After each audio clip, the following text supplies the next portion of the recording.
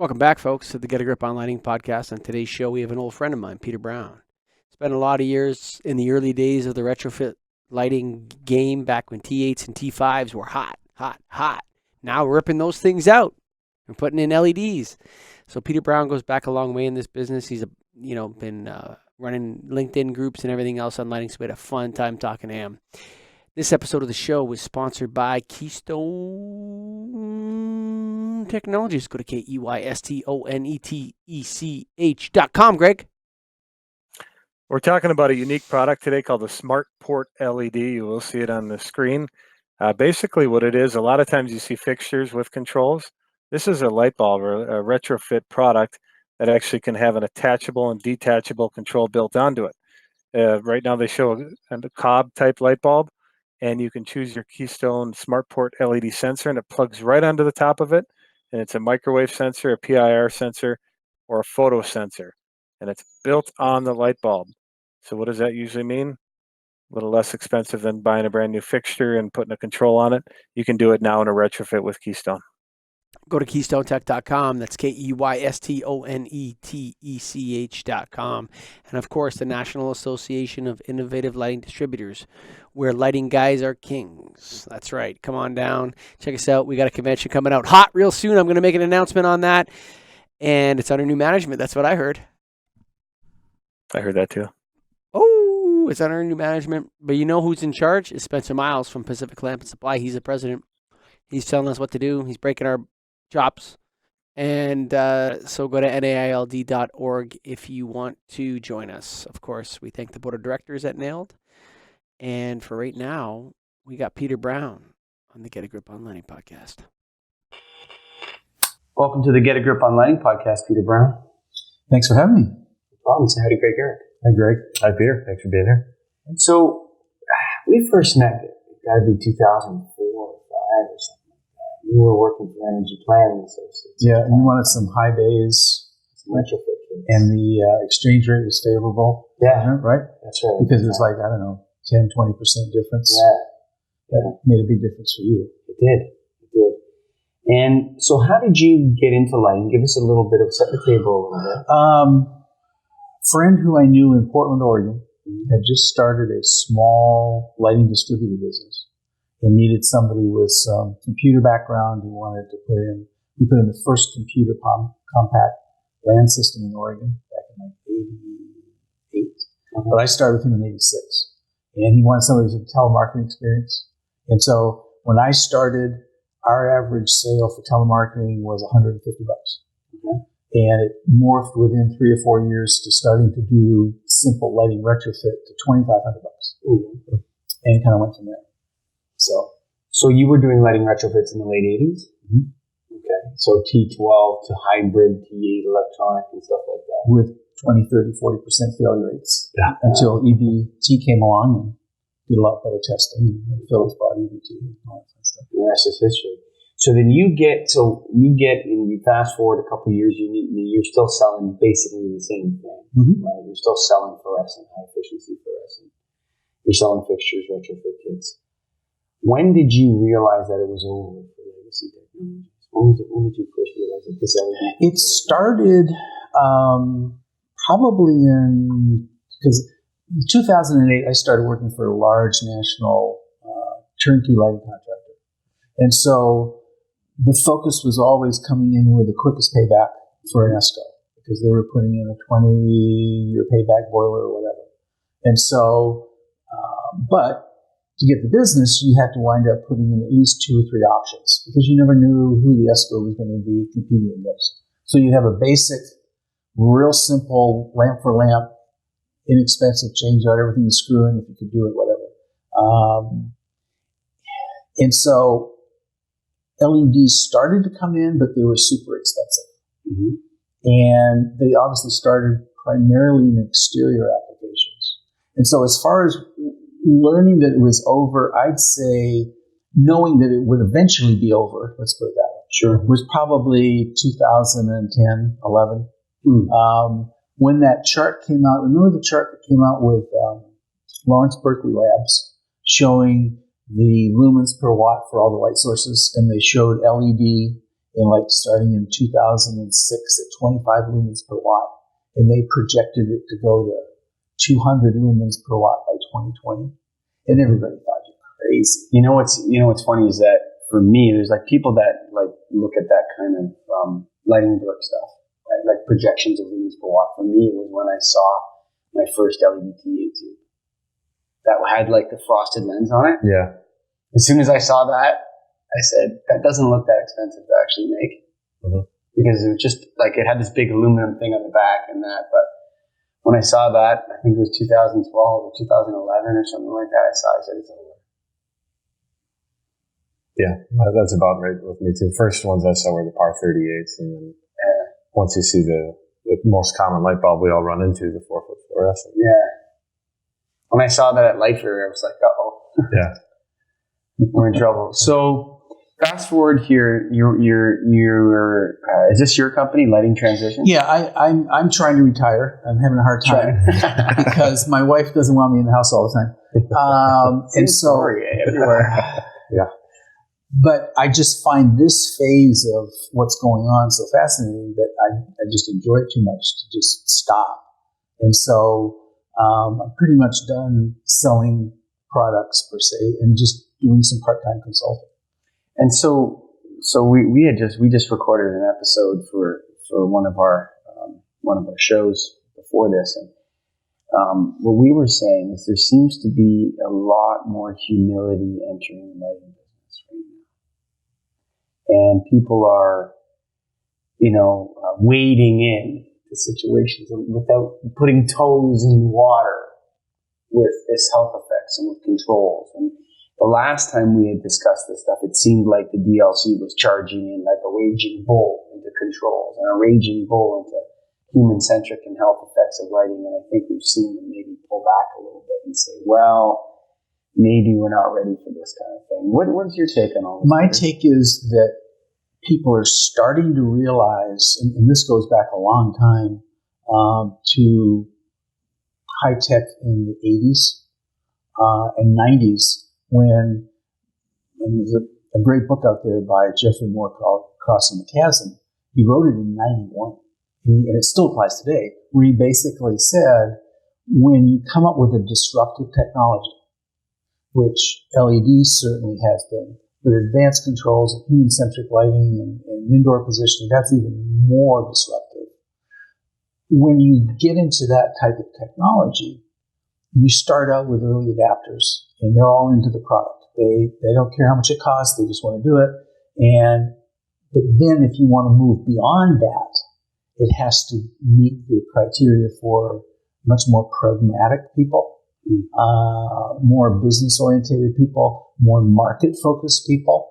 And that's where we are right now with the advanced lighting controls, because there's so many more things required to make that buying decision. A lot of it's unproven when it comes to cyber technology, and there's not an established baseline to really base it on and all that kind of stuff, that there's just a huge resistance in the marketplace to it, which winds up coming back to folks like DLC. So why do you stay in the industry then? Is that some of what fascinates you, or what is the driving reason? I'm fascinated. I grew up in an environment where there was constant change. I mean, I moved so many times when I was a kid. There was always constant change. And I just realized, looking back, that I'm just comfortable with change. Like, I didn't have a choice. Yeah. And so I just enjoy figuring it out. And so I'm at the point now where I just enjoy giving back and trying to help people figure it out. Do you think it will be figured out? I think that's a very good question.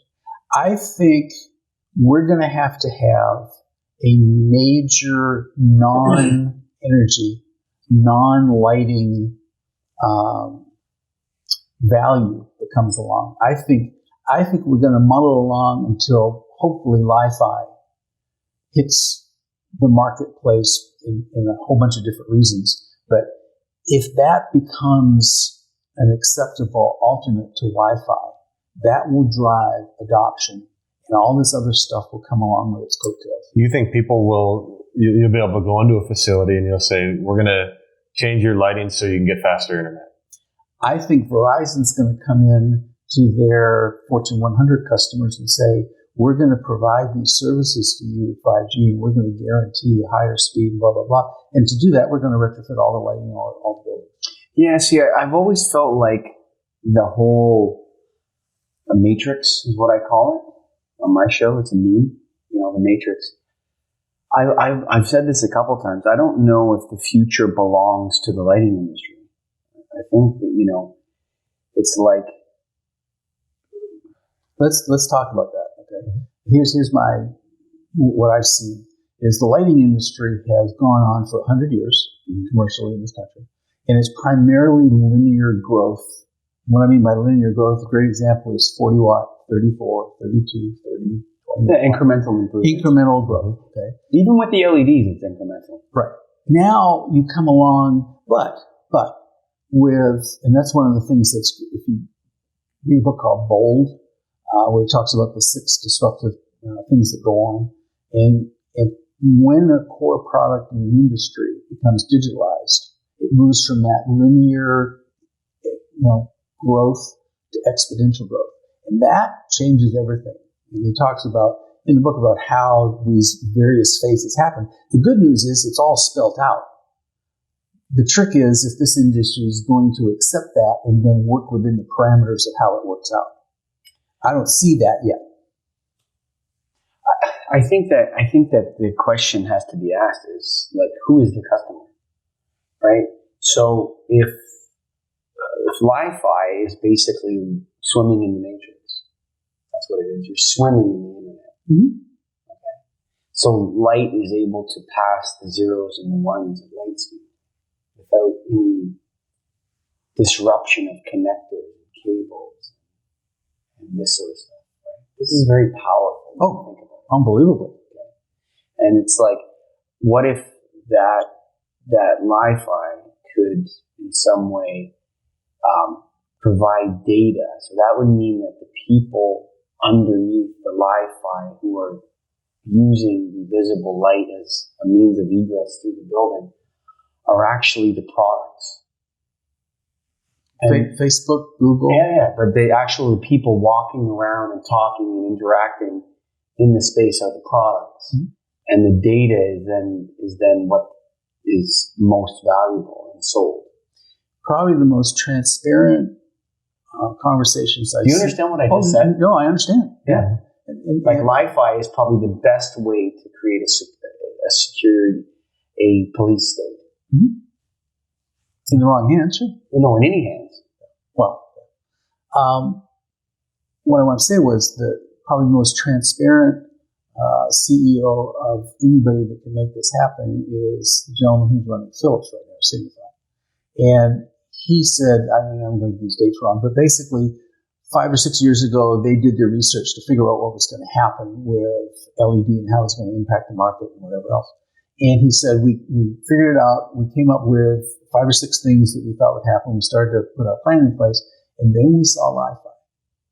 And that's the one thing that we didn't see initially, because HAS came out with the first sort of public demonstration in 2011. That's only 8 years ago. And so they've made a major shift. They bought 2 Li-Fi companies in the last 6 months. And my take on all of that is they're a manufacturer. They make money when they make things. When you have Li-Fi in a fixture, you control that part of the manufacturer. You can put an advanced control system in a building. You don't have to put in a light fixture. You can just put sensors next to the light fixture if you want. So they're getting control back by developing a light source and everything else that goes with it.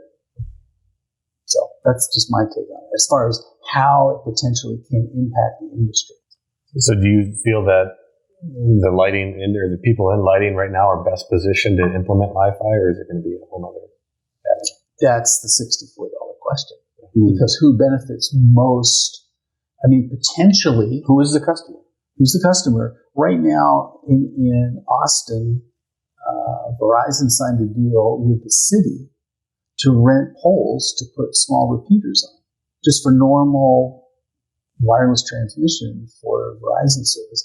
And they're paying, I don't know, $100, $200 per pole per month to use that service. Well, all of a sudden, think about having your carriers coming through the lighting system in the building. Potentially, that's a revenue stream, and that changes everything. So it's a combination of the technology, but follow the money. Who's benefiting the most from it financially? So you use the word that you're in this because it's fascinating. To you, is that exciting or is it scary or is it both? I'd say it's a little bit of both, especially when you look at your comments as far as potentially what it can do, as far as an all-inclusive way to track all sorts of data. Oh yeah, there's two angles to it. There's hostile. So there's not going to be conventional war where, let's say, there's a war between China and the United States, God forbid. Okay, we're not going to land, platoon Marines in mainland China and start shooting the place up. It's going to be a cyber war.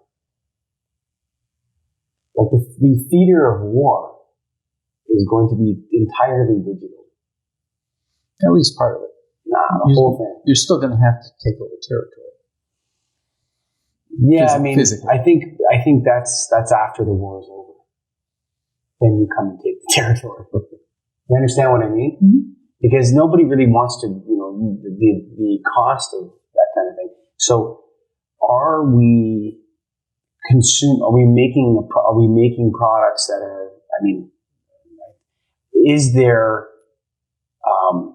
is lighting and its new Li-Fi digital addressable nature that's coming down the pipeline, is that a national security situation? Does it have to be thought about? Like people talk about Huawei and phones. If there's one industry that's totally dominated by China, it's the lighting industry. Mm-hmm. Yeah, so who knows what's in the future? Exactly. Let's go back a little bit to more current status as far as just where we are as far as controls and so on. When you delve into that book, Crossing the Chasm, he's got a great example of what you need to do. And there's a couple of, I'm encouraged by the fact that folks like Acuity and a couple others have, I don't know if you read the book, but it looks like they have, because they've figured out, for example, Acuity's really focused on retail with an advanced control system. And they've established quite a beachhead that he talks about in the book. It's that you've got to establish, with overwhelming force, and I'm sure they dominate the marketplace for that part. They're very quiet about it. They won't talk much about it, which is a good sign. So there's people actively out there doing it, but I think there's going to be a lot of fallout for the folks that don't get that, don't want to get that. The other side of this, and both of you were involved in this from an installation standpoint, there's so many people out there that have smaller electrical contracting businesses that are in their 50s and 60s, and they don't want to learn all this stuff. They're looking at retiring in 5 or 10 years, and they're fine with it. Even electrical contractors that are going to do this work. It's kind of more like the guys that do security cameras and like low voltage. Yeah, low voltage guys that do like security systems and cameras and stuff like that. They're in a better position. Yeah, there's a couple of good-sized companies already hiring IT people internally to make it all work. Sure. To make it work. And the commissioning and that is the deployment, and the question is whether people even want this or not. That's a whole other question. Does the average light bulb consumer want Li-Fi or want to be able to communicate with their lighting system other than off and on? Right? If it benefits them. But here's the thing. So we had this conversation the other day, and this guy was saying to me, humans are so slow to change. They're so slow. And it was like with contempt towards humanity. People that speak like that. Humans are so slow to change. Most people are stupid. This kind of an attitude. Right? I don't believe that. I think most people are very good at working towards their self-interests. They know what on a day-to-day basis. Know what's up. In terms of their life. Okay, well, for them. Okay, and maybe not for America as a whole. Whatever you want to argue about, but most people know what's up. And when humans are presented with an extremely obvious value proposition, they'll change very quickly. So 10 years ago, we didn't. Now we walk around with these things in our pocket. Why do we do this? Because it's obvious the benefits. are so incredible. My example is a fax machine. You went from, why in the world would I want a fax machine, to within 5 or 7 years, what do you mean you don't have a fax machine? Exactly. Because there was so much of a benefit. Yeah, for sure.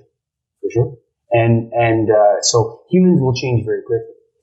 The reality is that the reason why there's such a low adoption rate of digital controls is because they don't do that much. The complexity of them isn't worth it often. Yeah. Like every guy that sells light bulbs to the end user on a daily basis looks at controls and goes, You want those? Oh, do you? All right, I guess we can figure it out. Really? Really? You want some controls? I mean, it's one thing, legacy controls, like passive infrared things in bathrooms and whatever. But you're talking about Bluetooth mesh networks, doubling the project cost. Right. So one area And adding what to it? The ability to control it. Good luck with that, buddy. So one area where there is a lot of value is in, for example, nursing homes. Putting in an advanced control system and a good human-centric lighting setup where they're starting to Watch see it. where they're starting. You can't say human-centric anymore. We learned that. Can't say that anymore. No. Human-centric is out. All right. It's, what did Tina call it? Bio something? Dr. Veach said integrative lighting. Integrative, okay. So it's kind of like global warming and climate change? Yeah, well, I actually, I believe in climate change, but not global warming. Yeah, there you go. Global warming is a political word, and climate change is science. Like when somebody's studying it, they study climate change. When somebody wants to talk politics, they talk about global warming. Yeah. So one of the neat indicators about the application in a nursing home is, number one, they're starting to see some very good financial benefits. In other words, reducing falls, reducing meds for things like sundowner and so on. The other part that really makes it all work is in that environment, everything is recorded. And so you have a baseline of existing circumstances, conditions, whatever it is. You mean film? No, I just mean from a medical record standpoint. Oh, I see. Yeah. Okay. Every time somebody falls, every time somebody's on medication, it's all recorded. We have an industry that's used to seeing a proposal that says, here's your existing lighting system. Here's all the components. Here's what we're going to put in. Here's your savings. Here's your cost. Here's your return on investment. Now you come along with something like productivity gain or those kind of things with no real baseline to go off of. The pragmatic folks out there that are used to having something to base their decision on, they're not going to buy it. Right. And that's 99% of the people. Yes. But certainly a good portion of it, for sure. Well, I mean, I think they might be able to get. So I'm completely against the people selling health effects of lighting at this point. I think it's wrong to do. I don't think there's any evidence that we know what color temperature is best, whatever. Seriously, I think that there's a lot of fun technology being created, but whether or not it's actually able to improve health outcomes in humans is certainly questionable at best. Okay? And so I know that there's been some work with Alzheimer's patients that's proven to have helped them with a very specific condition, that when they do this kind of light for a certain amount of time a day, it helps them sleep longer. But you can't extrapolate that away from that condition. It's specific to that condition. So extrapolating away from there's so many variables. Alzheimer's into human productivity is a big stretch, to say the least. So I think that humility has entered the lighting business. I think people, a year or two ago were gangbusters on the health effects of human-centric this and, digital controls that. And I think everybody's stepping back for a second and saying, what is the outcome we want? Who is the customer? Like, who's going to buy it? What is the outcome? So what are we after here? This is the second stage in that book called Bold, where initially you have digitalization. Did you write this book, Peter? No. Commission for every time I recommend it, but no. The second phase is delusion. Okay, it's you've got all of this expectations, and then the reality is not much. And so I think we went through the delusion phase. Well, I think we're still in it. We're maybe starting to come out of it from a humility standpoint. But the next phase is disruption. So if you applied to just straight LED, we went through an initial stage where, this LED stuff's great, and then all you could really use it for was indicator lights and whatever until you got going. Alarm clocks. Yeah, whatever. So that was a pretty long period of time. Okay. Yeah, it was, yeah. And so, but then starting in whatever you want, 2005, 2008, whatever, it started to take off. Sure. So now we're in that same trough, if you will, when it comes to advanced controls, where, hey, this is great stuff, but nobody wants to buy it. And I love it. A lot of people in the industry say, we just need to educate people. No, the industry needs to be educated on how people buy. Yeah. It's the reverse. Or when they talk about, I think it's hilarious when people come and talk about educating the public. Why don't you educate yourself first? Why don't you come to me with something that you actually know to be definitive when it comes to this stuff? Right. Then in turn, we can educate. Yeah, we'll take care of it. We'll educate other people. Because they throw the word education around as if they know what they're talking about.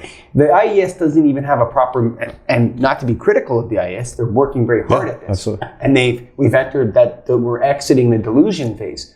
But they are trying to find a new measure for color to replace CRI. And the reality is that color has depth, color has texture. Color. You understand what I mean? It's not a linear scale. It needs to be something other than that. It's three-dimensional color. You're talking about a three-dimensional thing, not like a swatch, like a paint swatch from Home Depot. Well, look at the IS handbook. How much it's changed in the last 20 years. From I carry around a little tiny reference book, okay, and it's got A, B, C, D, E for foot candles, and then it got much more expanded, and I'm sure it'll get even more so. Now this book, I don't want to keep going back to it. We should probably read it. But so the third step is disruption. And finish it off. Delusion. Yeah, Delusion is delusion is What's second. first? Digitalization. Delusion. Yeah, delusion, and then disruption. Okay. Now, because it's digital, you have what's called exponential growth. And so instead of 1, 2, 3, 4, like 41, 34, whatever, now you've got 1, 2, 4. Okay. So now all of a sudden, you're getting lumens per watt in 100, 150, 200. Okay. Mm-hmm. You're getting disruption because of the advancement, the rapidity of the speed of the growth. The next phase is monetization, and that basically means it starts to get so inexpensive that it becomes more and more affordable to more and more people. One of the folks that I work with, their third generation of a high bay that they just came out with, it's about 10% more lumens per watt, but it's 40% price drop. So the LED itself is in the monetization stage. Correct. But the advanced controls. Okay. But the advanced controls is pipeline. If you look at it, it's a pipeline. The LEDs are there, and what this fellow's stages. Like if we're using that as a thing, for sure, it's in this. There's different ways to look at this. These cycles of business development, but LED lighting is mature, shall we say? It has matured now. It's maturing, but it still is lagging in adoption. We're still only at maybe, in the States, maybe 10% of linear lighting indoors is LED. Okay, how many friggin' linear light bulbs are out there? Is there like billions? There's about 1 billion fixtures. Good luck trying to extrapolate. Is the average 2 lamp or 3 lamps? I'd say it's 3 lamp. Yeah, so 3 billion. There's 3 billion just in tubes. So, because, TCP, Elysion came on our show and he said he made 4 billion CFLs. Yeah. Those are screwing. Like his company made 4 billion CFLs. Yeah, if you look at the numbers. Like, that's insane, dude. DOE puts out a pretty good report, usually annually, on what's going on in the adoption rate. And when you look at those numbers, there's a ton, way more, by far the largest Ontario number. is not even close to that. Ontario is 50%, bro, for sure. Yeah. I think the 10%. Well, I don't think you're right about that. On interior replacement of A lamps or CFLs, I would agree it's much higher percentage-wise. But I'm talking about commercial, industrial. I think Toronto.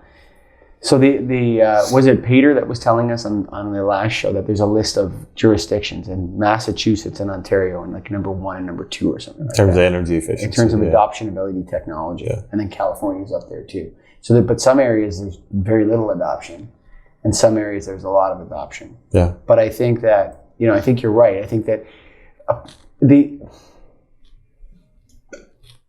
I think a lot of people only want to change the light bulb when it burns out, Peter Brown.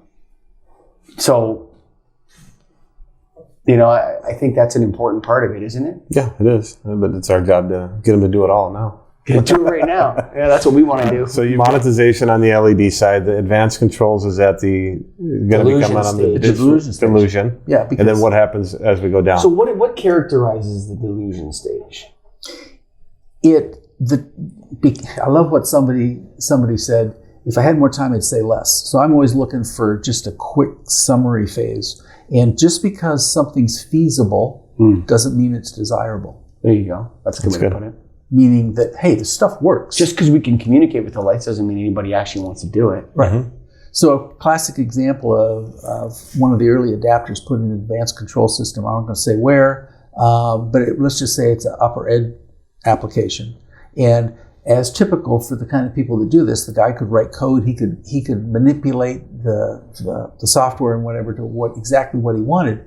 So it gets us all in, and he has indoor positioning and see all this stuff. And so somebody said to him once he's all done, so how often are you going to look at this to see, get to use this data? And he said, well, maybe once a year. Well, so is the data even valuable? Is it just junk? Well, that's just it. Do you think there's a limit to how much data we can store? If there's like digital, if there's digital landfills that are getting full, like, is it limitless? Because you think about, like, there was a time when people thought the earth was limitless, that the ocean was limitless, right? Like, who cares about all this data? Like, what are they going to extrapolate from it? Yeah, I at this point, I think it's still limitless because of the cloud. And I mean, you just look at the growth of Amazon and Microsoft and all the services they're offering. And but think about how much wasted space there is with that. Like, I have so much stuff in the cloud that I could just delete. It wouldn't matter. Yeah, but you don't have file folders and cabinets. Oh, I love it. Don't get me the wrong way. I love it. I love it. Don't get me the wrong way. But is there a max? I don't know. Whew. So delusion. So what happens after monetization? There's two more, and basically it gets to the point where it's just pervasive everywhere. I can't remember the last two because we haven't really got there yet. But there's two more where it gets smaller and smaller, and it just gets put into everything. I mean, look at what's in this thing, for crying out loud. That's crazy. I mean, that's a great example of it. But understanding those steps and understanding how all those groups buy or don't buy, until our industry gets that and understands that on a large scale, we're just going to muddle around. Unless, to your point, somebody outside the industry comes in and eats our lunch and says, you know what, I think there's enough data here that it makes sense, so we're going to go buy the top three, or we're going to buy one of the top three manufacturers in the U.S., and then one of their competitors buys somebody else, and you're done. Peter, thank you for coming on the Get a Grip on Lighting podcast. Thanks, great. It's awesome. Thank you. Keystone Technologies. Go to KEYSTONETCH.com. That's KeystoneTech.com. Whew, light made easy. The Retrofit Kings, Greggy. The Retrofit Kings are back at it with a new innovative product, the SmartPort LED. It's actually a little sensor, SmartPort LED sensor that you can put right on a light bulb. And in this case, on the screen, you'll see one of their cob type light bulbs. You can actually attach a sensor right to it, and it converts your retrofit into almost a fixture-like function where you can have the sensor built onto it. How cool is that? You know what? There's an application. There's applications for that, man. Oh, for sure. It's a great product. It's something innovative that they continue to come out with. So we love Keystone Tech. You know what's funny is that there's this one landlord in Toronto that owns a ton of buildings. And they still have HPS because they won't let any of their tenants upgrade without using their specific supplier. So everything they missed the whole T8, T5 boom from 2002 to 2014. They missed it. all the rebates and everything, because you had to buy this $600 fixture that only came from one company, and that was it. Right? So it's like, well, that doesn't make any sense. You get all the money, and I don't get any of the money. Right? The fixture was $150 from everybody else, but no, you need the $600 sheet metal batch with sockets on it and wires. The $600 sheet metal with wires and sockets is better with the same ballast in it as all those other sheet metal vendors out there with the same ballast and sockets in it. This one's worth $500 more. So none of their buildings got done. And we're now recalling them with, these screw-in bulb things, because why are you using 400 watt HPS, dude? It's 2019. Right. Time to be done. Like Put if a you're, smart port. if you got, put a sensor on it. Like these people don't want to switch fixtures or breaking your balls or whatever. Just change the bulb, son, or whatever it is, right? And it's like, it's 2019. Get these halides out of here. Right. Or halide, or whatever you want to go, halide. I still sell low pressure sodium. Come on, bro. Keep them rolling. A lot of mines like low pressure sodium, actually. So maybe there's a reason. I don't know. I'm not going to be too critical. I don't know.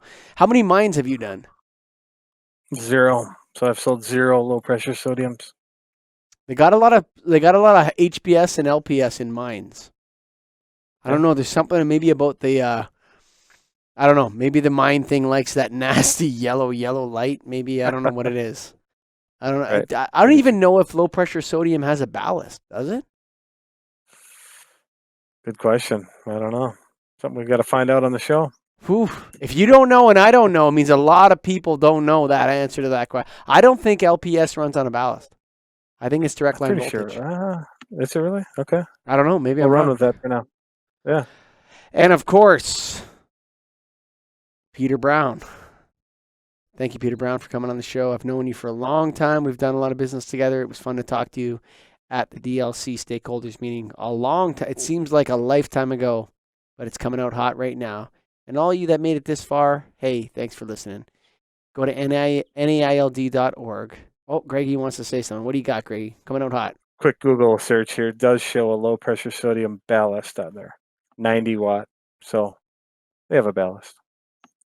Have you ever sold one? No. I told you I've sold 0. Can you buy them? But I know Are they now available that you can get anywhere? 'em. Sure, yeah. Just Google it. You'll find it. Go to premierltg.com. premierltg.com right now. Check it out. He's got all your LPS ballast needs. premierltg.com. Yeah. There you go. Probably sell them for a good profit now. Hey, thanks for listening, folks. This has been the Get a Grip on Lighting podcast. Oh man, it's been such a ride. If you want to join the National Association of Innovative Lighting Distributors, go to nailt.org. We're going to catch up with you. Our convention's coming out in the spring. New dates coming soon. By the time you listen to this, we'll have a date. It'll be a press release out. Thanks for listening.